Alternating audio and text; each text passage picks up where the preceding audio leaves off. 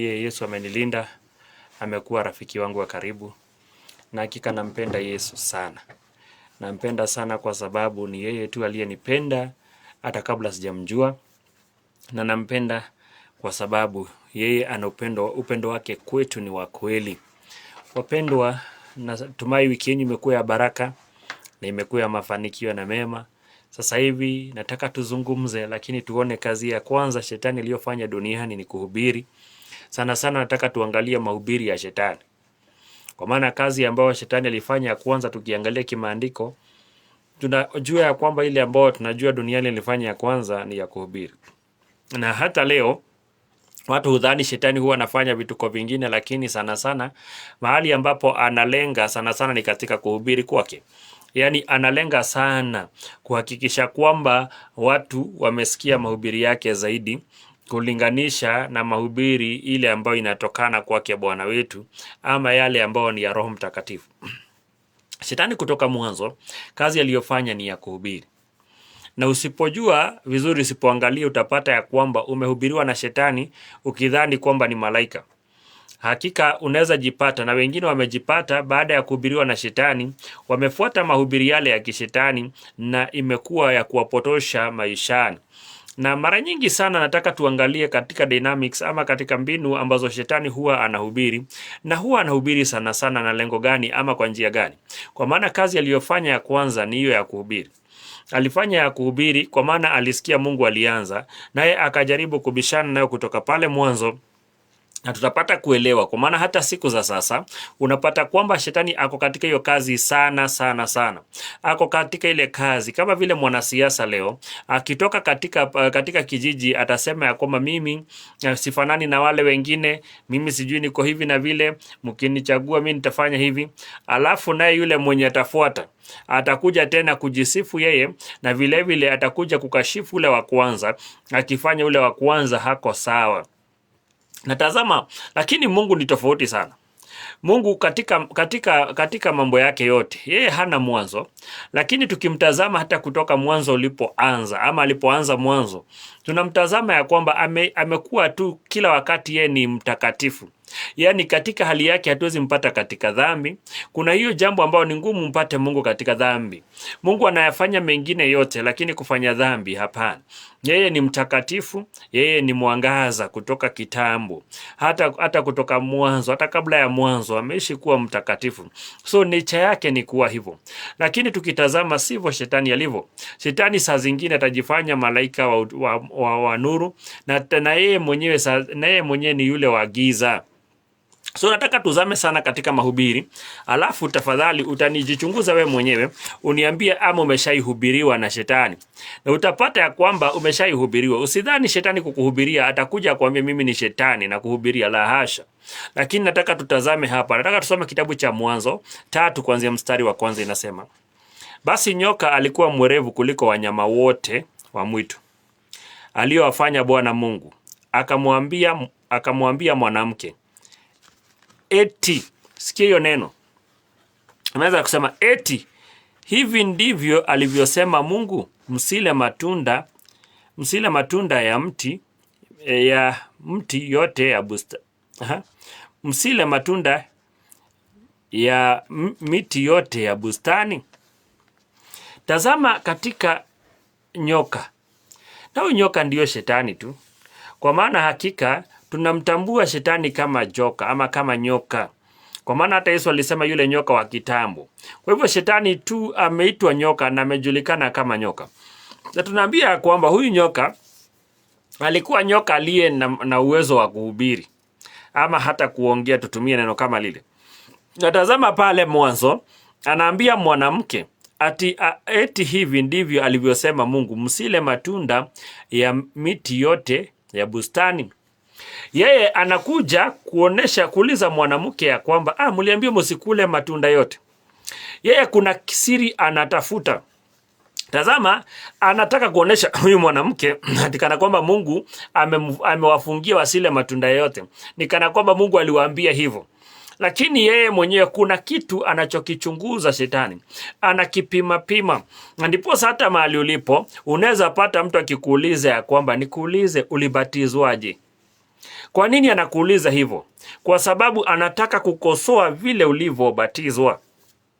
Anataka kufanya kana kwamba vile ulivyobatizwa kulikuwa na makosa, kuna mbinu fulani ama formula nyingine ambayo ni ile ya Mungu, hiyo ulibatizwa nayo ni ya kishetani. Mwingine atakuuliza maswali mengine, unaabudu siku gani? Unaabudu wapi? Mwingine atakuuliza kanisa kuna Mungu.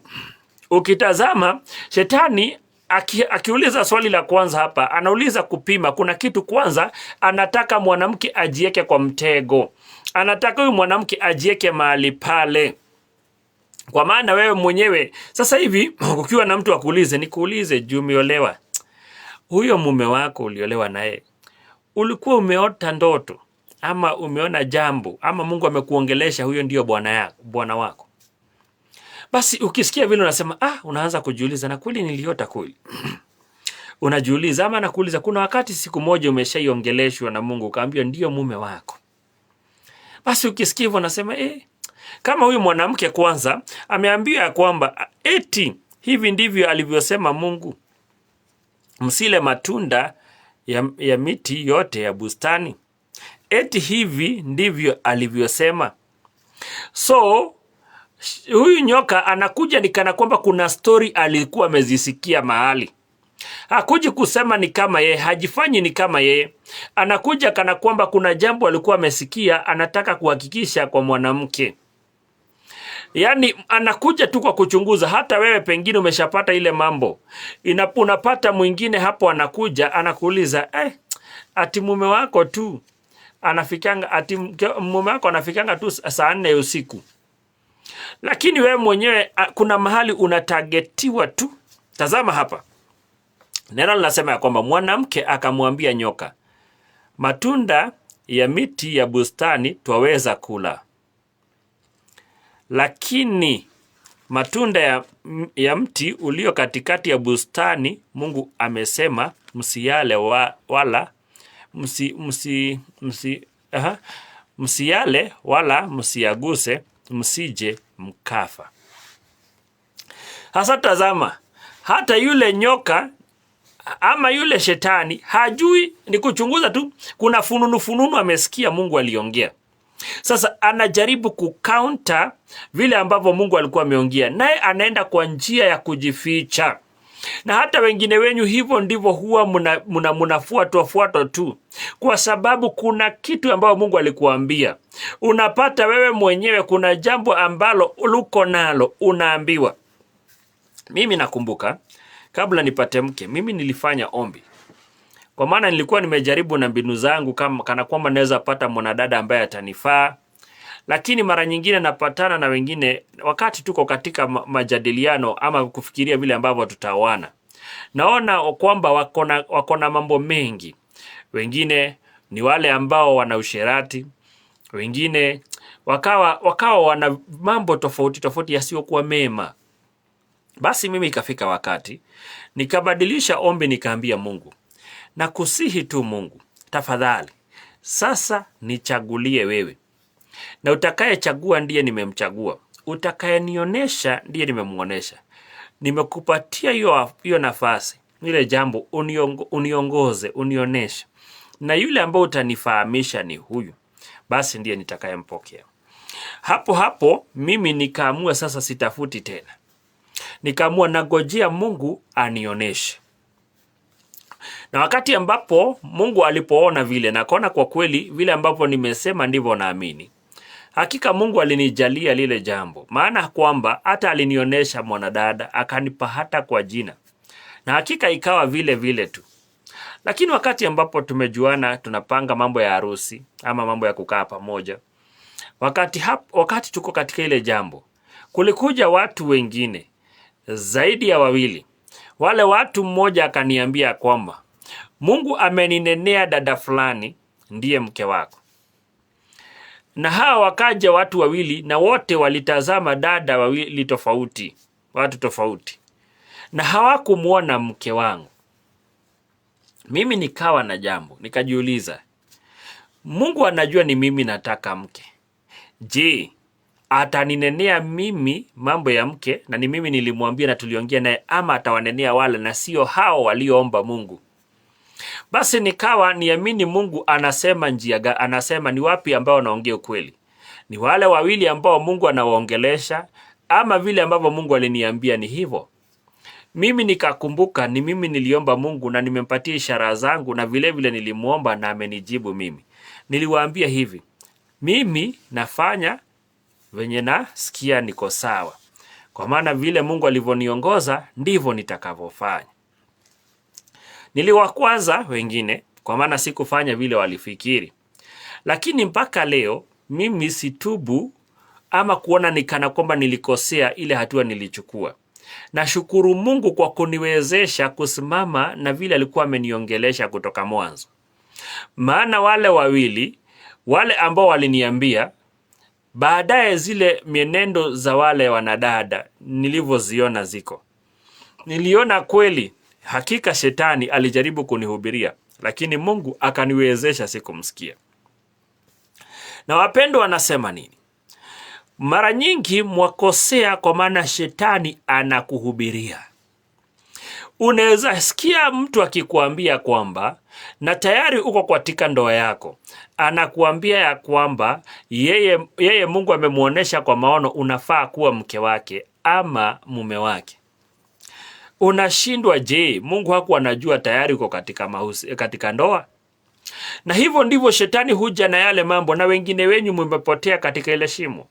Wengine wamepotea katika lile shimo. Mwanadada mmoja alienda akatembea kwa mtu, akaona yule mtu anatumika, ako na neema fulani, lakini kumbe yule mtu alitumiwa siku moja na shetani. Akamwambia mwanadada, yule mume uliye naye, huyo si mume wako, wewe ulifaa kuwa mke wangu. Tazama hata miaka tofauti yenu ni kubwa, ni kiasi. Yule mwanadada akasema na ni kweli. Basi akafuata ile njia. Alirudi kuachwa katika mataa na tayari ndoa yake imevunjika. Hivyo ndivyo shetani huwa anahubiri. Akiona umezama sana katika kanisa, wakati umezama katika kanisa, katika ile kanisa kuna kuwa na mipangilio ya kwamba kuna vile ambavyo mnajitolea matoleo yenu, kwa sababu pengine mnajenga kanisa, hata pengine mna jukumu ya kusimama na mtumishi wenu. Hapo kando shetani huleta yule mhubiri wake, anakuuliza, je, hizo matoleo mnatoanga kanisa zimeandikwa kitabu gani? Ama anakuuliza maswali. Watu wengi wenyu mumejipata baadaye mnasema na kweli hawa watu wanatudanganya. Hawa watu hii ni ukora. Hawa watu ni biashara, wako kwa biashara. Na hivyo ndivyo Ibilisi alifanya mara ya kwanza. Kazi yake ni kuhubiri kupingana na vile ambavyo Mungu anafanya.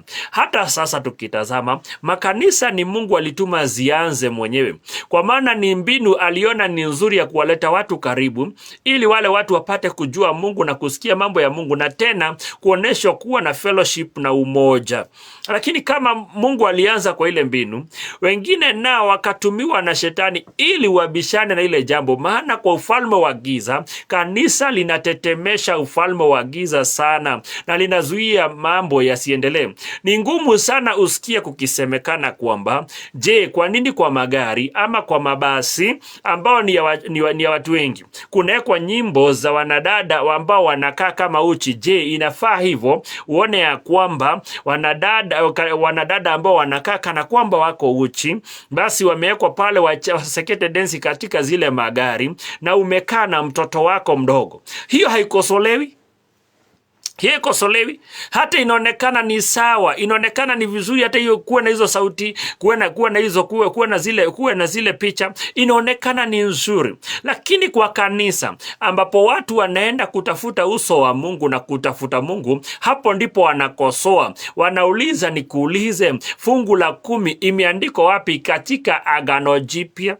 Wanakuuliza ya kwamba, je, mnaabudu katika siku ya Jumapili, imeandikwa wapi muende kuabudu Jumapili?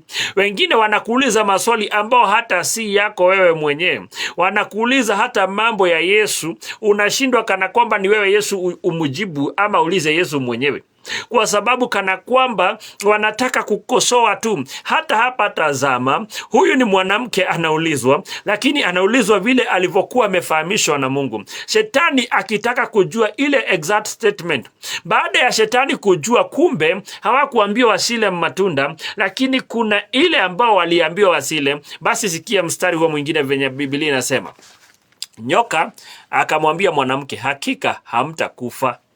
Sasa ameanza kubishana na maneno yake Mungu. Anamwambia hakika hamtakufa.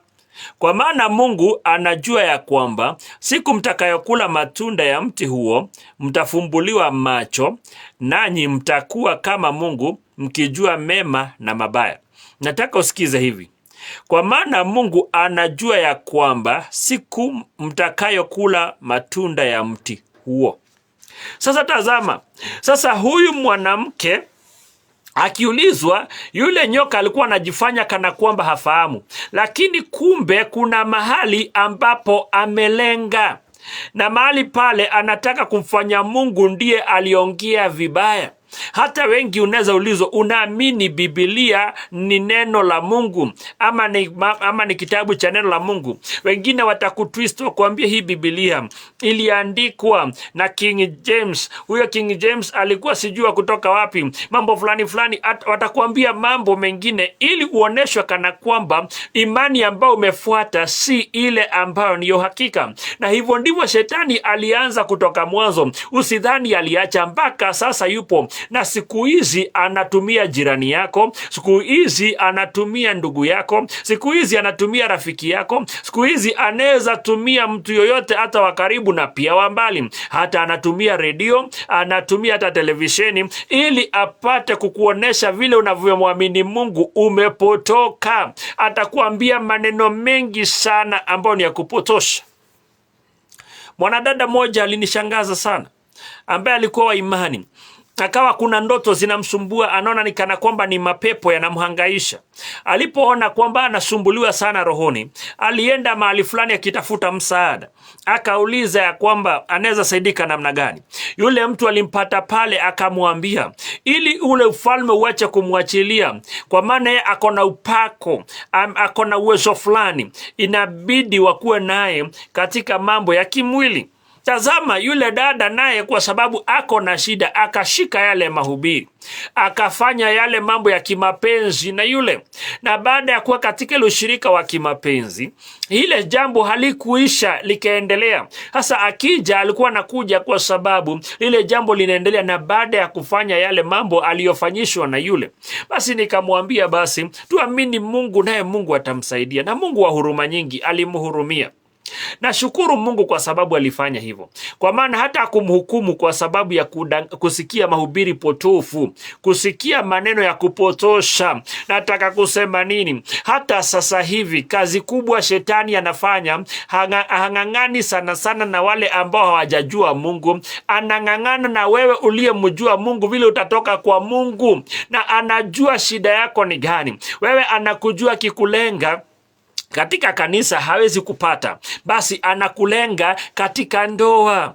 Anakuonesha tamaduni za kwenyu. Ilikuwa kama hujapata mtoto wa kijana, basi kuna kasoro. Anakuambia tazama, uko na watoto 5. Je, si unaweza jaribu kutoka nje kidogo, unaweza pata kakijana. Wewe na wewe unaanza kuona na ni kweli. Sasa anakuambia si unaweza jaribu uone kwamba ama kuko sawa. Shetani anakuhubiria. Hata huyo shetani anaweza tumika na rafiki zako. Wanakuambia nikuulize, shida ikakuja hivi, kama kwenye kuna kuanga na kishida ndo upatangi kijana, basi shida ikikuja imalize watoto wote, utakuwa namna gani? Anakuambia ni vizuri unakuwa na twingine pande na pande. Na mwingine anasema na ni kweli. Anajipata tena ameanza mambo zingine za usherati, anajipata amejieka katika mambo. Na hasa hata hao wanahubiri haya maandiko, wanakuambia nikuulize, wale watu waliofurahisha Mungu walikuwa na bibi wangapi? Basi unasikia mmoja anakuuliza Abrahamu alikuwa na ngapi? Anakuambia 3. Na mtu mjinga atafuata yale mahubiri ya kishetani. Lakini tukitazama vizuri, Abrahamu si kwamba alikuwa na bibi 3. Yule watatu ambao wanamtaja alimpata baada ya Sara kuaga. Basi hapo hafai kuhesabiwa watatu, maana baada ya kifo cha Sara basi ndo ameoa tena. Basi hapo si kumaanisha alikuwa na watatu kwa wakati mmoja. Jambo lingine, hata hawa wanachukua wawili, Hagai na Sara, ni kwamba Biblia inasema kwamba msichana wa kazi akapewa apate mtoto. Walikuwa katika hali ya kimwili, na walipofanya lile jambo, Biblia inasema Mungu akamwambia Abrahamu amfukuze Hagai. Kumaanisha kwamba Hajiri alifukuzwa kwa sababu gani? Si kwa maana Mungu alisupport hivyo sana, lakini wengine watakuonesha, tazama huyo mtu alifurahisha Mungu Abrahamu na alikuwa na wake tatu. Mpaka unasema na ni kweli, na ni kweli. Anakupeleka kwa mwingine, anakuambia Suleimani alikuwa na bibi 700 na pia akawa na mipango ya kando 300. Basi alikuwa na 1000 na huyo pia alipendwa na Mungu. Unasahau Biblia ina nakili ya kwamba Suleimani alipendwa hata kabla ya kuzaliwa. Unasahau Biblia pia na nakili kwamba wale wanawake wakatoa roho ya Suleimani kwa Mungu. Nataka utazame lile jambo. Basi kwa nini inanakiliwa hivyo? Hao huwa wanakumbusha mambo mengi ya watu ambao walitoka katika njia za Mungu, wakiwakumbusha kana kwamba alikuwa na mke moja. Basi mwingine akisikia hivyo anaanza kuona ama mimi basi niongezee. Basi wengine wenyu mumejipata katika kufuata yale mahubiri ya kishetani, yale ambao shetani anataka muyasikie. Kuna vile shetani angetaka atakuonesha kuna kitu lizuio. Utaambiwa tamaduni za kule kwenyu za zamani, watu walikuwa wanaoa wanawake wengi hivi kwa sababu kama vile ulisikia familia fulani walipata ajali wakakufa. Sasa kama kungekuwa na familia nyingine, hiyo jina ingeisha. Mtu anaanza kutingisha kichwa, anasema na ni kweli, na ni kweli, na ni kweli. Mahubiri ya kishetani, mahubiri ya shetani yale huwa yanakutoa katika mahali ambapo uko. Unasikia mwanamke jirani anakuuliza, je, wewe unapewa fedha ngapi na mumeo? Basi unamwambia mimi napatiwa 300 kwa siku. Basi anasema 300 utanunua nini? Anakuambia mke wangu, mume wangu kila siku ananihesabianga 1500. Na si hapo tu, ikifikia ni weekend hivi ananipatia 10,000. Basi mwingine akifikiria hivyo anaona sasa huyu mume wake ni mbaya, hampendi, huyo amfikiri. Mtu anaingiwa na mambo kwa sababu kana kwamba ameoneshwa yule wake hafai. Na hakika yule wake anampenda, lakini kuna lingana hesabu. Hata inawezekana anafanya kazi mahali pamoja, lakini yule amemwambia hivyo ni uongo. Amemwambia uongo kwa maana ana uhakika. Nikuulize, kama shetani alijua hii siri, kwa nini yako kula hiyo matunda? Si angechukua matunda? Si hata sisi na wewe tunajua hivi. Nyoka, si imetajwa nyoka? Si nyoka mpaka sasa huwa inauma kitu na inakimeza, kinaozea ndani, basi inakuwa ni kana kwamba ni chakula. Je, ilishindwa kumeza ile matunda basi ipate kuituma iishi, basi endelee kuishi, basi ipite Mungu? Kwa nini hiyo yenyewe inamsukuma huyu mwanamke? Kwa maana inataka mwanamke apotee. Na hivyo ndivyo mara nyingi mahubiri yalivyo hapo. Unahubiriwa mambo ili utoke katika imani yako, utoke katika Mungu. Hakika na kuambia hivi, mhubiri yoyote akipata jina kubwa lazima atakosolewa. Lazima atakosolewa. Na ndiposa watumishi wengine huwa wanakwama kwa redio, maana hawatajulikana sura, itasemekananga jina na hajulikani, ama anakaa tu kando. Hataki tena aonekane sana katika media, kwa maana yeye akiwa katika media wanaweza mwekelea mambo hata zisizoeleweka, na mengine ni hawa wamemchanganisha. Hakika mwanadada akitumiwa na ibilisi, anatumiwa aende amdanganye mtumishi ili akuwe naye katika hali ya kimapenzi, na baadaye anapata mtoto, anaishi kusumbua yule mtumishi ili yule mtumishi ampatie fedha ili asiende kuhubiri hiyo mahubiri ya kishetani, kueleza watu ati wako naye, na ni yeye aliyemweka katika ule mtego. Hata sasa kuna wengi wako katika hiyo shimo. Sasa watumishi, Baadaye yule mtumishi akisema akiwa hana uwezo ama amegongwa na mambo, anakosa kusimama, mwanadada anachomoka na mtoto wa miaka 5 ama 10, anasema ona, huyu mtumishi akwangi mzuri sana, huyu mtumishi alinifanya hivi. Basi watu wataamini hivyo bila kuchunguza ilianzia wapi, bila kuchunguza kweli, je, huyu mtumishi ni yeye ambaye aliyekuwa katika majaribu haya? Lakini wengine hawatachunguza, watamchukua huyo mtumishi ni mkora, yani mbaya, yeye alifanya. Kwa maana shetani huwa anataka kuchafua. Hapa anachafua Mungu. Anasema Mungu ako na roho mbaya, ya kwamba yeye mwenyewe aliona watu wasiishi sana, wasiishi milele, basi akaamua ile matunda wachanganishe wasile, ili wasiishi milele. Yani anataka kuoneshana ni kana Mungu ni mbaya, ana roho mbaya, yani kana kwamba hataki afikiwe. Basi anataka kuhubiri yale mahubiri, na hivyo hata sasa ndivyo watu huja wakijaribu kukosoa mambo mengine. Hata sasa kuna mtu atakuja kukosoa Biblia, akikuuliza hiyo mambo nasikianga inaandikangwa. Ati kunaambianga wakati mmoja mvua ilinyesha, ikanyesha, ati kamaliza dunia wakati wa Nuhu. Wewe nikuulize kweli, hizi milima zote kubwa, yani wanakuuliza kana kwamba wanakosoa ama kana kwamba neno la Mungu ni uongo. Wanakuambia kwamba huyo Yesu mnasemanga alifufuka. Mnasemanga alifufuka, ni kitu gani mtahakikisha nayo? Yani kana kwamba hao huwa wanatafuta kila kitu kukosoa. Wanakosoa matoleo watu ambao wanajitolea kwa huduma. Hata watauliza yakitolewa yanaenda wapi? Na kwa biashara zao, wanapofanya biashara, hata biashara ikimpatia milioni 10 kwa dakika ama kwa siku, hawataki wafuatwe waulizwe hizo pesa. Baada hata kama uliweza kulipa ushuru, kama uliaminika ulilipa ushuru, baada ya kulipa ushuru, hizo zilizobaki ulipeleka wapi? Lakini katika huduma, basi wanataka kufuatilia sana, ni kana kwamba walimpatia Mungu, na bado wanataka huyo Mungu tena apatie statement ya vile alivyotumia zile fedha. Kwa maana hivyo ndivyo shetani huwa anafanya. Anataka kukosoa Mungu na kuonesha kana kwamba njia zake Mungu basi zimejichanganisha. Basi atasema ile siku ambao mna celebrate Christmas, hiyo wakati mna celebrate, kuna mtu mna celebrate, Biblia ilisema sijui mtu fulani alifunguliwa jela, huyo ndio mnamsherekea. Lakini tukitazama kweli, hata sisi tulio hapa, sisi tulioko siku ya katika miaka hii, tulizaliwa hata wengine date moja. Leo hii vile naongea, kuna watu wengi walizaliwa siku ya leo. Nikuulize, je wewe ukicelebrate sikukuu yako, basi hata nikumaanisha una celebrate huyo mwingine aliyezaliwa? Hata ukiamua leo ndio ulizaliwa, lakini uamua utasherekea kesho, ni kumaanisha juu unasherekea kesho, basi wewe unasherekea siku ya kuzaliwa ya mwingine. Na maanisha nini? Iwapo hata watu waliona ni vyema wamsherekea Yesu tarehe 25, ni kumaanisha kwa sababu wanamsherekea siku ni mwingine wanasherekea.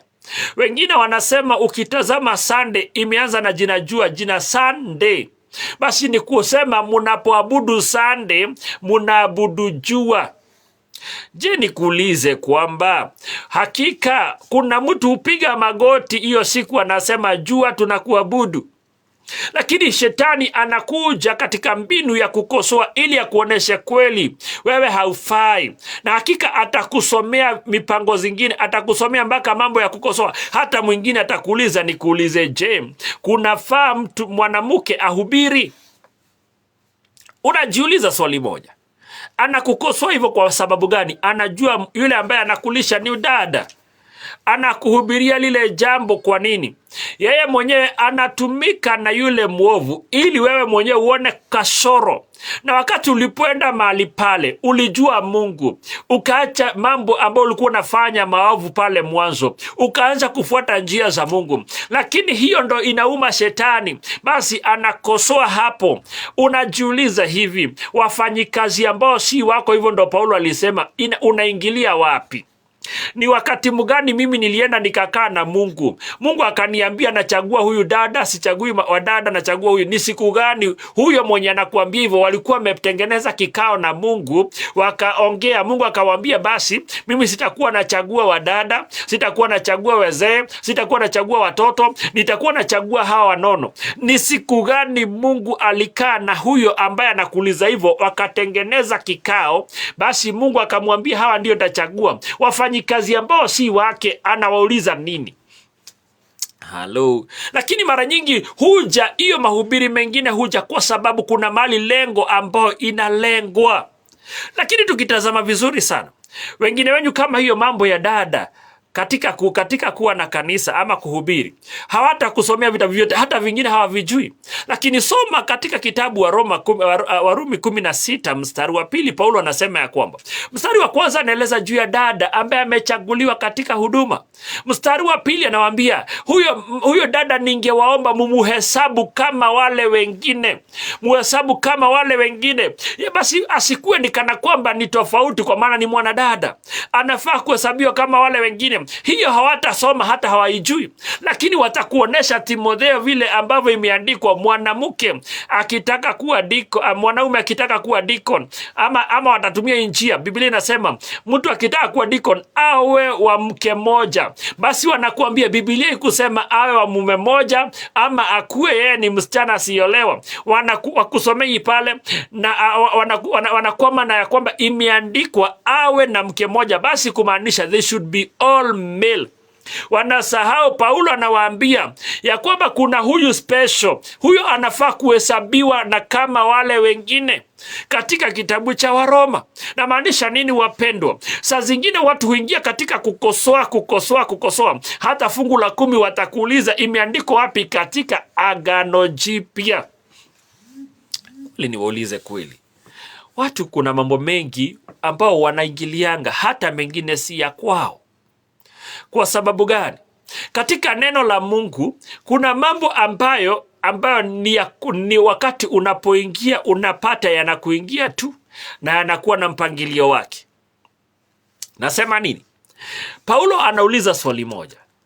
Je, wakati ambapo Biblia inasema ya kwamba usimfunge ng'ombe wako wakati ambapo analima ngano au wakati anavuna, akiwa katika shamba, alikuwa anafikiria sana ama amependa sana ng'ombe? Paulo akiuliza katika kitabu cha Korintho 9, akisema si niko na haki ya kuitisha chakula. Kwa hivyo ni kumaanisha hata hiyo wakati wa Paulo walikuwa wanaingilia mambo ya watumishi vile ambavyo wanapokea mali. Paulo wanasema hivi ndivyo najibu wale tunabishana nao. Ni kumaanisha mambo za offering haijaanza na uzao wa sasa. Mambo za matoleo ya huduma. Hata siku moja aliniambia kwamba basi fungu la 10 imeandikwa wapi katika Agano Jipya? Nikamwambia kabla sijakwambia imeandikwa wapi katika Agano Jipya, nataka kukuuliza swali moja. Tutumie formula gani? Tutumie hiyo nataka kuchukua ni Agano la Kale la fungu la 10 ama tutumie hiyo mpya? Nikamwambia tuende zote mbili. Nikamwambia ya kwanza tuende hiyo ya kale, ni fungu la 10 na matoleo mengine mengi. Mnataja tu ile fungu la 10 ambavyo unachukua. Lakini ya pili nasema namna gani? Wakauza mali zao. Sasa hii hata ni tofauti. Waliuza vitu vyao, wanauza shamba zao, wanapeleka kwa huduma. Nikamwambia basi tutumie hiyo. Basi watu tuambie waende wauze vitu vyao waje katika huduma. Akaanza kuangalia, nikamwambia soma vizuri kulingana na maandiko vile inasema. Je, tufuate gani? Nikamwambia tena, hata wakati ambapo Agano Jipya ilitaja kwa mbinu hamungedhani.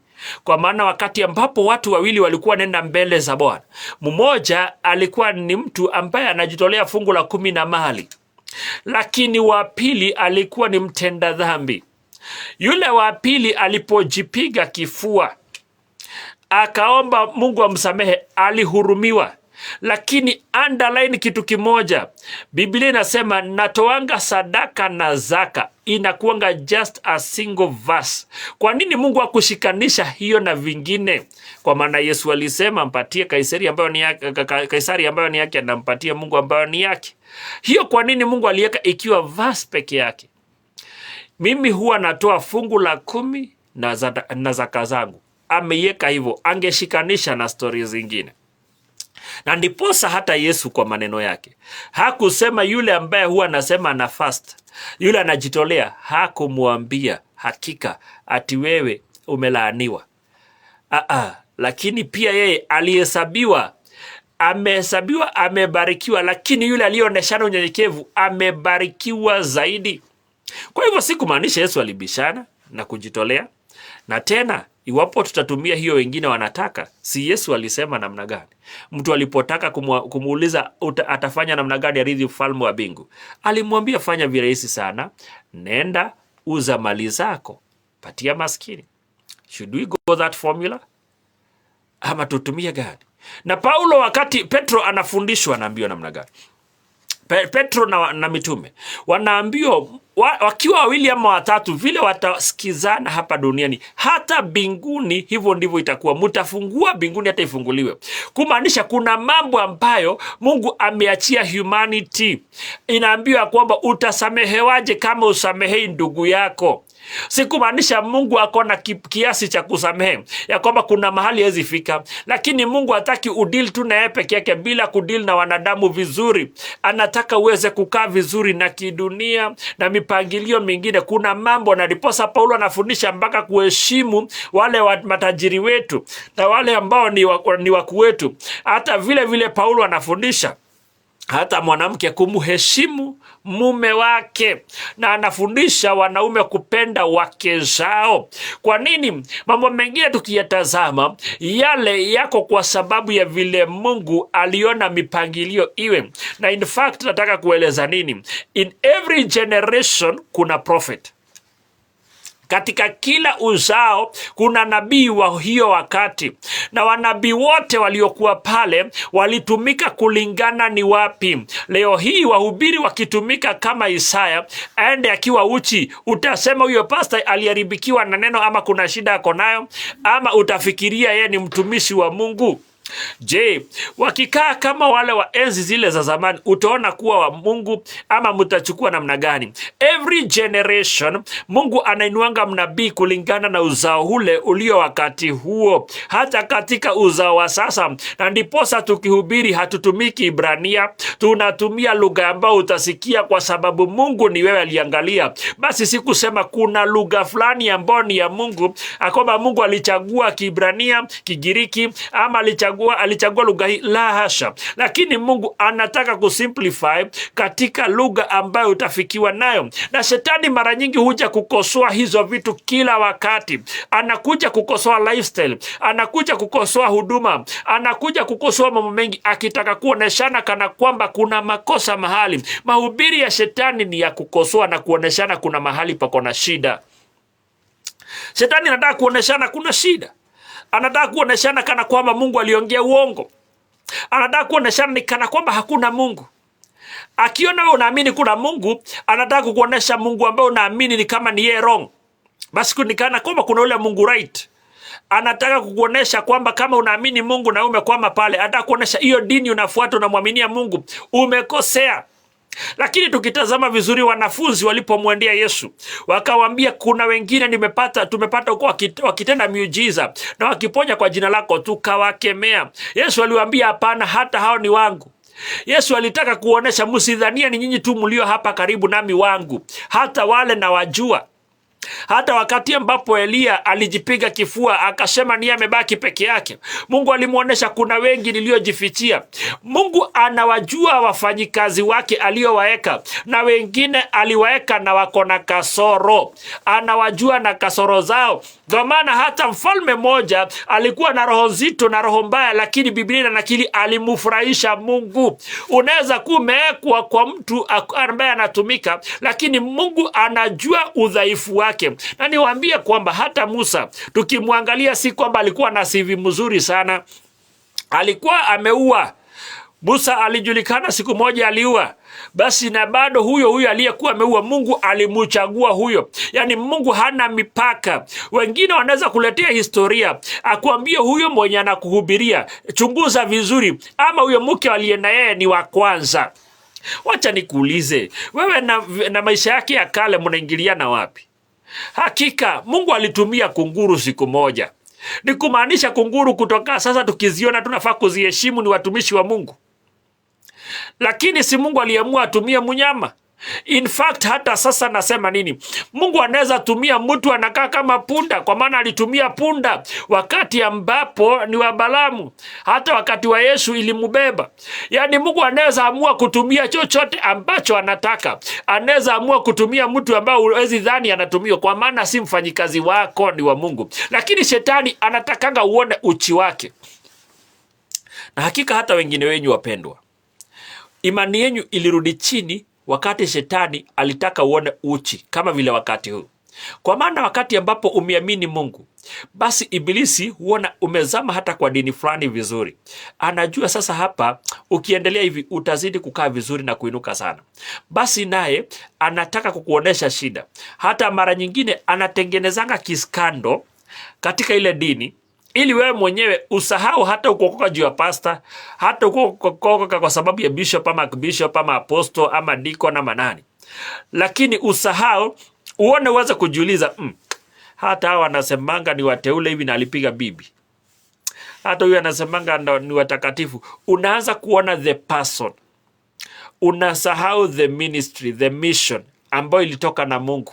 Mungu ni wewe alitarget. Ni wewe aliona. Ni wewe alifocus. Na hata wewe mwenyewe ulisahau. Ulisahau na yule mtu ambaye aliajiri msichana karibu na hapo ukapata bibi. Hata umukubukagi ukipatiana story useme kwamba alikusaidia sana. Alimutoa Garissa akamuleta hapo Isili. Ama alimutoa Mombasa akamuleta hapo Nakuru. Basi wewe mwenyewe auonangi kama alikusaidia akakuletea karibu. Hata ukubukagi. Lakini unakumbukanga uko na bibi ama na bwana.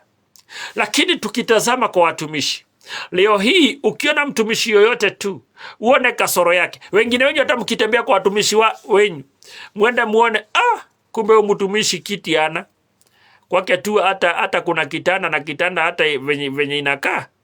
Hata huko ukitazama uone kwamba hata kwamba mahali pale safuria ni mbili. Heshima inaisha na unakosa kuona Mungu tena. Kwa maana umechunguza vitu mingi, ni kama kuchunguza hiyo kunguru. Kama Elia angeanza kuuliza Mungu, wacha nikuulize hii kunguru, hii nyama ilikuwa ya nini? Hii kunguru ndo ilete. Hii nyama imeniletea. Ilikuwa ya nguruwe juu sipendi nguruwe? Ama ilikuwa ya nini? Lakini Elia hasumbuki. Nataka kusema nini wapendwa? Sometimes shetani huwa anataka uende zaidi.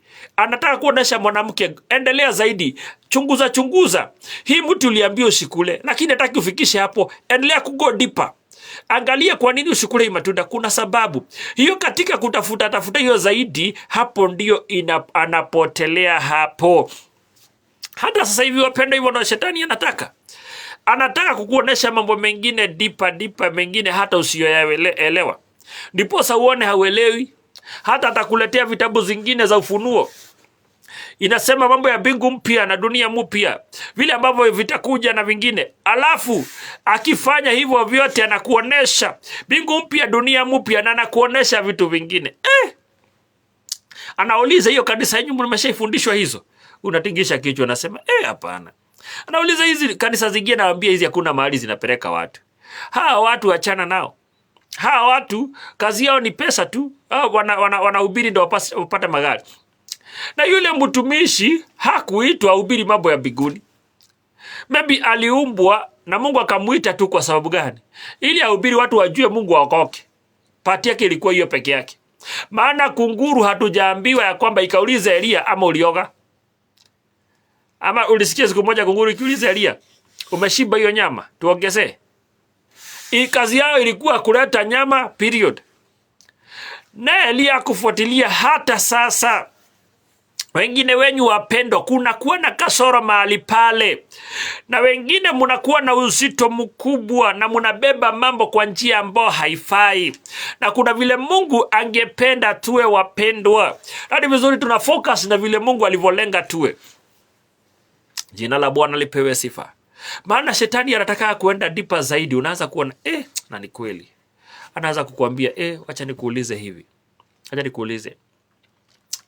Biblia imesema katika kitabu cha Malaki hapo mwisho, kabla hiyo siku Elia. Anakuuliza huyo Elia aliambiwa kabla ya siku atakuja ni nani?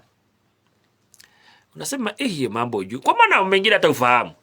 Anakueleza huyo Elia ni pastor fulani ama ni mtumishi fulani. Huyo ndo ako na upako. Huyo ndio Mungu alinena mpaka kwa Biblia atakuja. Wewe mwenyewe unafuata huko. Unaanza kufuata mambo zingine za kukuchanganisha. Ambao Mungu akituma uhubiriwe, alituma tu uokoke, utubu dhambi zako, na kutoka kutubu dhambi zako ufundishwe kushika mapenzi ya Mungu na kufuata tu. Lakini hakukuwa na kuita kwake ili akuchanganisha na mambo mengine. Hata Biblia inanakili hivi. Yesu akaenda na wale watatu. Wakati Yesu alikuwa anabadilika aonekane utukufu, hakuwabeba wote.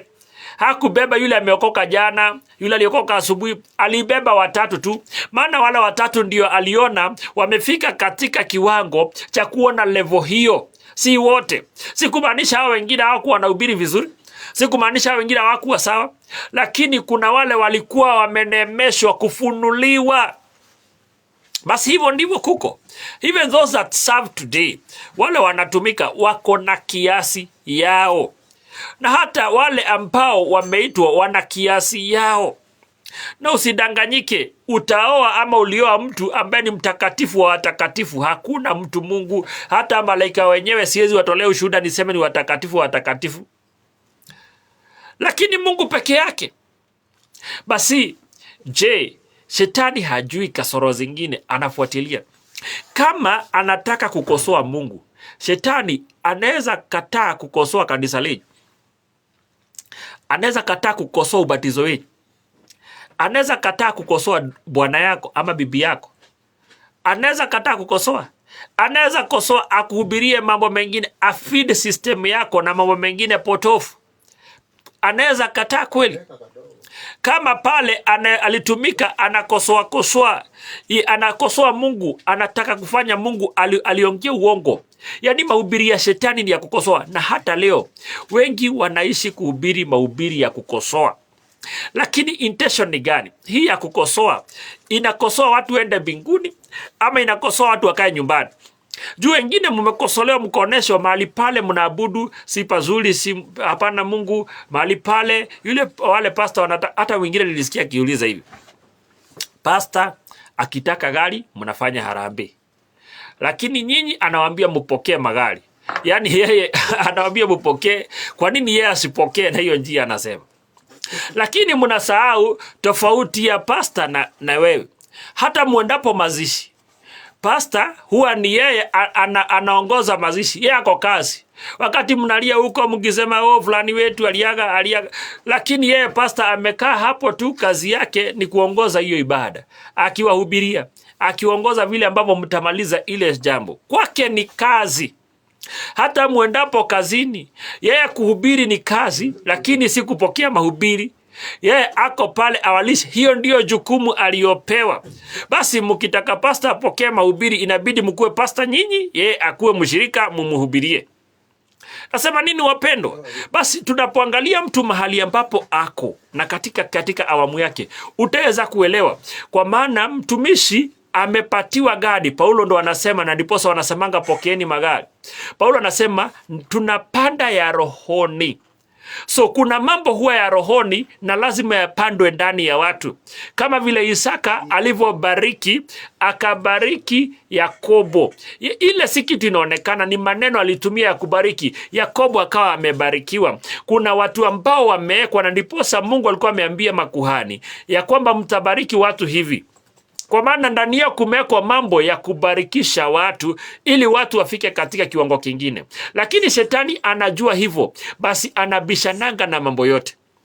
Today, ile formula ya Mungu ya watu kuoana, yaani mtu aoe mke mmoja ama awe wa mume mmoja, shetani anataka kucorrupt. Utasikia mpaka sasa nasema men will always cheat. Hiyo ni mahubiri ya verse gani ya Bible? Nikuuliza kweli. Lakini hiyo ni mahubiri inahubiriwa mpaka sasa. Hata wengine watasema ni nomo. Hata alitoka nje ndoa ni nomo. Kwa nini mahubiri zingine ziko? Kwa maana mnatakikana muadjust katika hiyo tabia mbovu. Hiyo ndio mahubiri shetani anataka ya trend kwenyu. Shetani anataka ya trend mambo kama yale, na ndiposa katika magari za uchukuzi, wale ambao saa zingine wametembea town, hakika wanadada waliovaa tu nguo za ndani peke yake ndio wanasakata kule nyimbo. Basi inaonekana ni vizuri hivyo kabisa, inaonekana ni vizuri, na watu waoni makosa na wakosoi hata kidogo, lakini wataweza kukosoa, waseme kwa nini pasta aliitisha sadaka, na hawakosoi zile tabia. Na mtu anakaa kwa kiti kando na mtoto wake akitazama mwanadada akitakata densi na aneka makalio. Na siku hizi kumebadilika, si kama zamani. Zamani tukipigwa picha tulikuwa tunapigwa mbele, siku hizi dada zetu wanapigago nyuma. Siku hizi picha zimebadilika, na ile mahubiri watu waone ikiwa na shida. Hata pengine hata wewe ukipigwa saa hii utapiga tu hivyo, utapost hivyo hivyo, utapost tu hivyo na uone ikiwa makosa. Lakini pasta utamkosoa, useme huyo pasta kwa nini yako na harambee kutega gari. Lakini mambo mengine hatuangalii, ya kwamba tunapenda mahubiri yale ya kishetani, yale yanatuonesha kupotoka. In fact, tunapenda mahubiri ya kwamba siku hizi mtu anakuwa na sponsor. Yani unakuwa na ndugu fulani ambaye anakulipia nyumba, unaona ni kama normal, ati ni sponsor. Yani unaona hiyo ni jambo mzuri, hata ina trend. Hata unasema huyu ni sponsor wako. Yani wewe unachukua ni kusponsiwa. Wewe si usherati unafanya. Wewe unakuanga sponsored.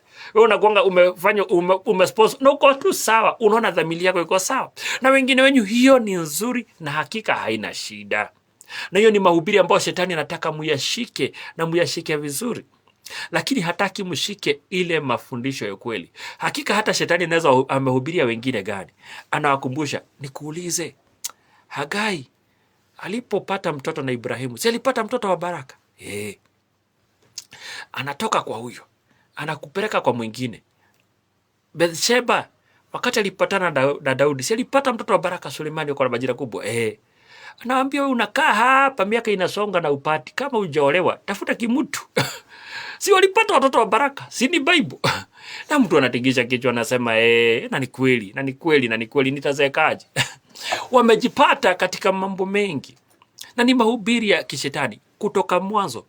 Kazi ya kwanza shetani kufanya duniani alikuwa pasta nyoka. Alihubiria mwanamke akasahau kwenda nyumbani. Na hata wengine wenyu zaidi mnahubiri wago, mama umehubiriwa unasahau hata ulikuwa unaenda nyumbani. Hata wengine wenyu mmehubiriwa mkafuata hao mapasta wakagua bwana yenu. Kwa sababu mlifuata hiyo mahubiri mkasahau. Hivyo ndivyo nyoka alikuwa kutoka mwanzo. Pasta wa kwanza kishetani aliitwa pasta nyoka. Na hakika tafadhali wapendwa, tamatisha na nataka kuwahimiza kitu kimoja. Paulo wakati alipohubiri neno akaambia Wagalatia, enyi mlirogwa na nani? Kuna part moja alisema iwapo hata malaika atakuja atoke huko juu awahubirie mahubiri mengine si yale mlisikia mwanzo, na alaaniwe. Kwa maana kulijulikana nini? Mnahubiri wangu. Wapendwa, sitaki kupitisha pale, ningependa hakika tufikisha pale, tungeongea mengi lakini nataka kufikisha pale. Na Mungu awabariki sana. Naona Flozi barikiwa sana uko tuned. Naona Enoch Wanjala barikiwa sana. Naona Vicky, Mungu akubariki sana. Omwan Jacqueline Ford barikiwa sana. Wote ambao mnatufuata kwa online, mnatufuata Facebook, Mungu awabariki zaidi na zaidi. Lakini nikuambie tafadhali, ukiona Pastor Nyoka ako katika pulpit, tafadhali eka earphone kwa masikio, eka wimbo, acha kusikiliza. Na wengine wenyu mtakosolewa. Hata wengine watakuja hapo na vitabu vyao, waambia kwamba hii neno si la ukweli. Watakosoa Yesu, watakuuliza Yesu ni Mungu. Watakuuliza Yesu venye unaonanga kweli ni mwana wa Mungu. Watakuuliza maswali mengine. Watakuchanganisha wewe upotee.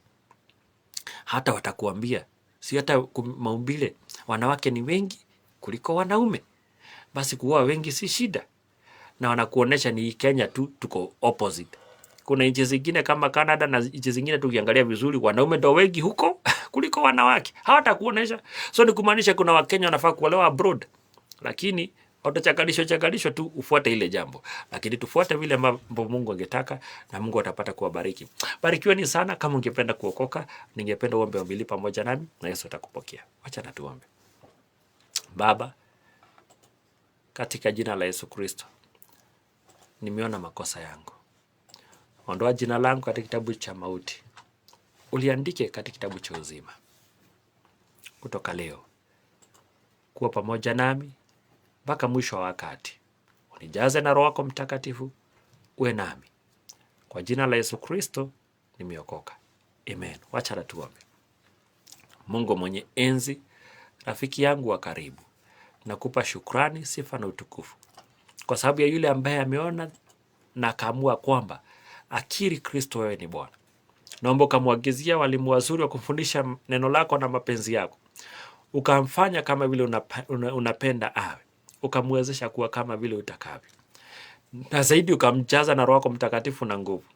Tena aliye mgonjwa naomba ukamponya, aliyefungwa mfungue, aliye chini muinue, aliye na tatizo naomba ukatatua. Wale watu walio na shida tofauti, Baba naomba ukawashughulikia. Baba, kumbuka Rose Bwana, yule ambaye Bwana anatufuata. Kumbuka hao Clifford, hata mfalme, kumbuka Lucia. Kumbuka hao wote, hata Enoch mfalme wa ajabu. Kumbuka hata Viki, wote ukazidi kuwabariki na kuwainua. Hata wale wengine Bwana wanatufuata katika redio zao online, ambao watatufuata hata baadaye, wabariki. Aliye na shida yote tatua, ambaye hajalipa nyumba mwezesha kulipa, wainue na washughulikie, maana na wadhamini wote. Kwa jina la Yesu Kristo naomba tena kushukuru. Amen. Mungu na wabariki sana, na Mungu azidi kuwa pamoja nanyi.